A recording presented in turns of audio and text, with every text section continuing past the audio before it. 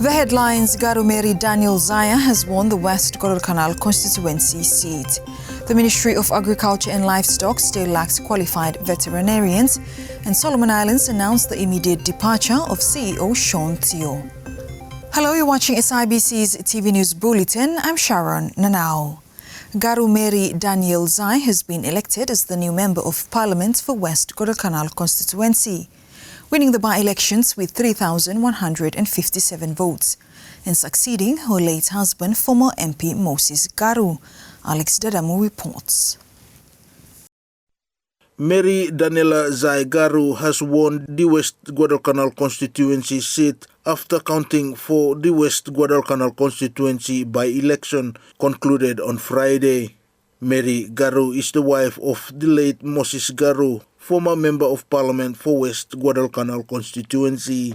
Counting of ballot papers started on Thursday following the SIEC team verifying the ballot papers from the 20 polling stations in the constituency following the ballot paper verification process. Making the official declaration of the Guadalcanal by-election, SIBC CEO Jasper Howard Anisi revealed Mary Daniela Zai Garu is the MP-elect, winning the West Guadalcanal constituency seat with 3,157 votes. On behalf of the Solomon Islands Electoral Commission, I, Jasper Howard Anisi, Chief Electoral Officer and Commissioner of the Solomon Islands Electoral Commission, I'm pleased and honored to announce to you the official results and records of votes cast for the West Guadalcanal constituency and Paripa Ward by-election 2025. After a thorough and careful reconciliation of these by-election results, as declared by the returning officer, I hereby announce the official result for the West Guadalcanal constituency by-election 2025. The results are as follows. Garu Mary Daniela Zaya polled 3,157 votes. Veke Antoni Kamu Tulaka polled 2,855 votes. Manekako Philip Jr. polled 859 votes. Bella Matanga Pascal Kimo Vora polled 67 votes. Kelly Donesiano polled 51 votes, and Sura Titus polled 48 votes. The total vote cast is 7,046 votes. Total number of rejected votes, 9. Total number of registered electors for the constituency is 8,098. From the above results, I reiterate the declaration already made by the returning officer that Mary Daniela Zaya is the Member of Parliament elect for the West Guadalcanal constituency, Guadalcanal province. Alex Dadamu for SIBC TV. The Ministry of Agriculture and Livestock still lacks qualified veterinarians. In an interview with SIBC TV, Minister Franklin Derek Wasi said the issue of having limited qualified veterinarians in the country is a problem faced by all countries in the Pacific region. In efforts to attract and keep qualified veterinarians in the country, the ministry is looking to offer attractive employment packages for qualified veterinarians. Whole Pacific I'm affected with this one because one for area where stakawan of the holem time work with them gaman you savena in terms of salary have no big if you work a private have no about looking good slen so me vela garem no plan for take him out come in train him mogata and give him mogata good package at least so semlo salary scale blamilo Solomon Island maybe putumotelo SS1 or semna starting off block at super scale 1 na for retain him now what the young people blame so that teams are building mogata too for helping me milo country for no run away or something. Honorable Wasi added, despite the challenge faced, they are hopeful the ministry can have qualified veterinarians in the near future. as currently 4 Solomon Islanders are undertaking their veterinarian studies in Fiji. He added he has requested the country's bilateral partners to support the ministry with qualified veterinarians.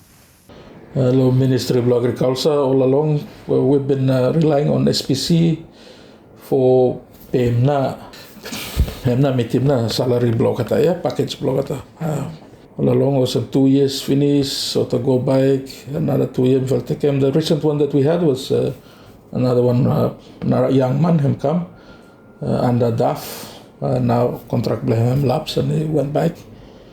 So we are looking at some fella for come. We understand that for fella now got a young vets blame me got a on study yet lo Fiji National University. So me fella been talk with them, 1 or 2 of them that me fella some interest for got to join him ministry. But the thing now is to do with the license. So license but we want them to take them now license in the country, blame local region.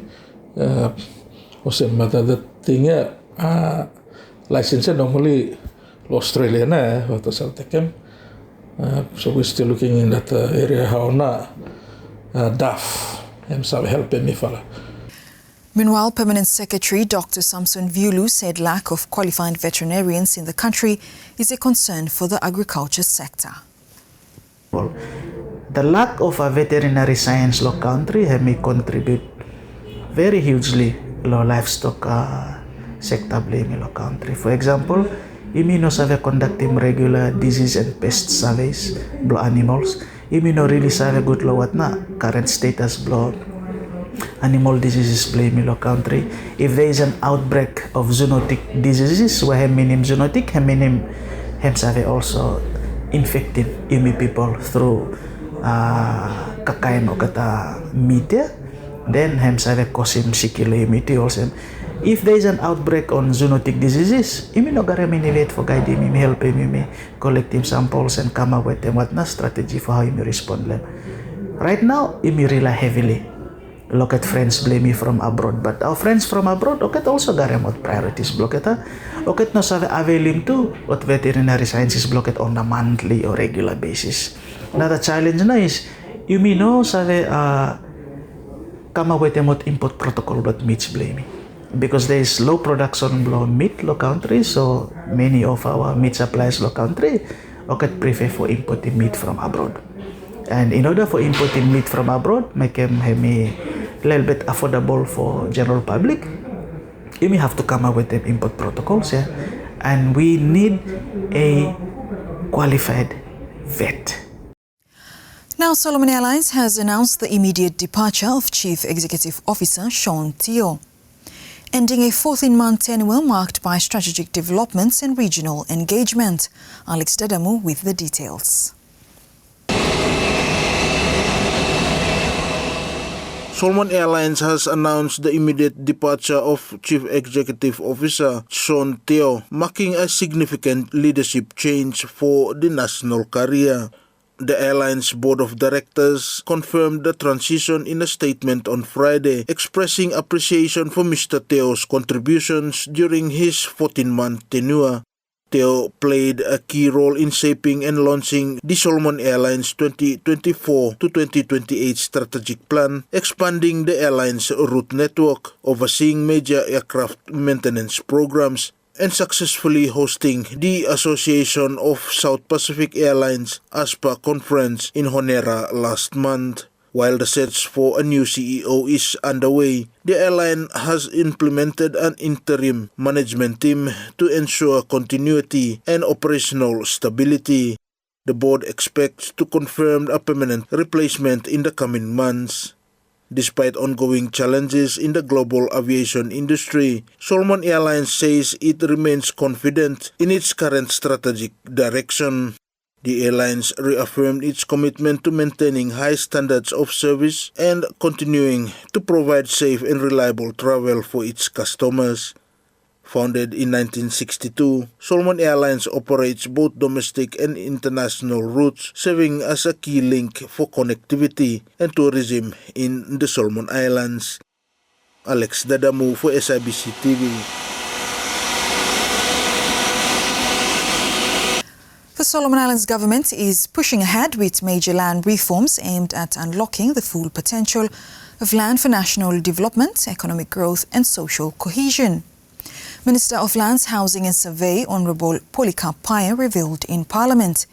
He said key priorities of the ongoing land reform review seeks to modernise legislation governing land transfers, leasing and dispute resolutions. Mr. Speaker, my ministry continues to work on its legislative program, and the ongoing land law reform review aims to clarify issues related to land transfer, subdivision and leasing, making this process more transparent and accessible. This review will also incorporate provision for sustainable land use, planning and environmental consideration. Crucially, the reform seeks to establish accessible dispute resolution mechanism, enabling land conflicts to be resolved amicably and efficiently. A clear, consistent and culturally sensitive legal framework will foster confidence among landowners, investors and the government agency and promote economic activity. These land sector reforms align with the overarching goals of the National Development Strategy 2016 to 2035, which envisions improving the social and economic livelihoods of all Solomon Islanders. Honourable Paya added the land reform will help promote job investments and job creation in the rural areas. A key objective is to achieve sustained and inclusive economic growth. Mr. Speaker, there is a clear link between land, economic development and employment. Reforms in land law will help promote investment and job creation in rural sectors such as fishery, tourism, thereby improving livelihoods and reducing poverty, especially among youth. By strengthening land rights and improving land management, we can unlock its full development potential, benefiting both urban and rural communities and fostering social harmony and environmental sustainability. Still on the lands reform developments, the current land reform review aims to unlock the economic potential of customary land while respecting traditional ownership and cultural values. Minister of Lands, Housing and Survey, Honourable Polycarp Paya, revealed during Parliament's recent meeting. He said as part of their initiative, 25 land certificates have already been issued to various customary groups across several provinces, marking a significant step towards formalising land rights. The high prevalence of customary land ownership in Solomon Islands presents both opportunities and challenges. It offers a foundation for community-based development while requiring appropriate legal and policy framework to manage land resources effectively. Mr. Speaker, the GNAT government is committed to strengthening land law reform efforts to support such inclusive growth. This reform aims to create an environment where customary land can be productively utilized while respecting traditional ownership rights and cultural values. Mr. Speaker, efforts also include advancing land registration activity. As of 2025, 25 certificates have been issued to numerous customary groups across several provinces, contributing to formalizing land rights and facilitating development. Emphasizing the importance of transparency, fairness and cultural sensitivity, Honourable Paya noted that sustainable growth depends on policies that respect traditional ownership while ensuring equitable benefit sharing. Mr. Speaker, the principle guiding our land reform initiative emphasizes transparency, fairness and cultural sensitivity.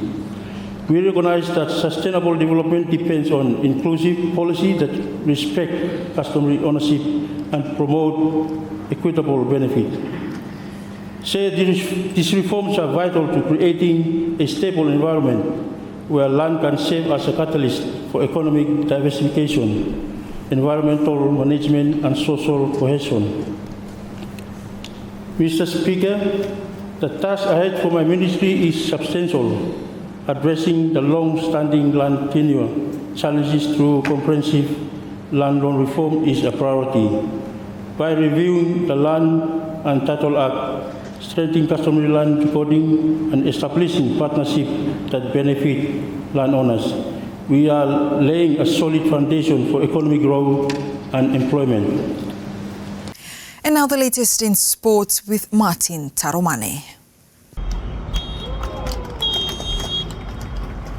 With 8 players making their first appearance in the S-League football competition for Marist FC, head coach Paul Tovua Jr. says mental fitness is crucial for his side as they look ahead for their remaining matches. Marist FC lost 2-1 to Sosa FC on Saturday after conceding 2 late goals in the first half and second half of their Round 8 clash at the Losintama Stadium. Goals from Bobby Leslie Ledi in the first minute of extra time in the first half and Joas Houkulus goal in the 88th minute of the second half saw Sosa FC secure their third win in round 1 of the S-League competition after Spencer Vaivo's 26th minute goal for Marist FC. Low game today.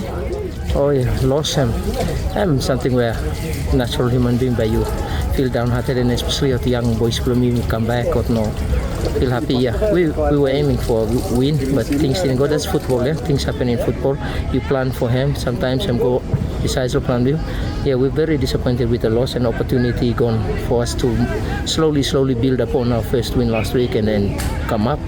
Yes, we tell him this is a very young team. Yeah, maybe 1 or 2 season player inside, but new combination, new team, around 8 debutants in the team. So we are work in progress. We're still a work in progress. Yeah, and this loss for young boys, our biggest something for me, this one is to boost them out back to team blood for next week. Next week is our weekend's game. But yeah, let's start a learning thing curve for boys. Game learning curve. If looking when he has a move in terms of physical, mental side, and especially as you tell him rightfully, 2 for goals, we are considering dying part of both halves. One in the 44th minute and one in the 90-something minute. So as we tell him, boys, in football you have to concentrate until the final whistle goes. So yeah, something from far, but yeah, disappointed with the loss.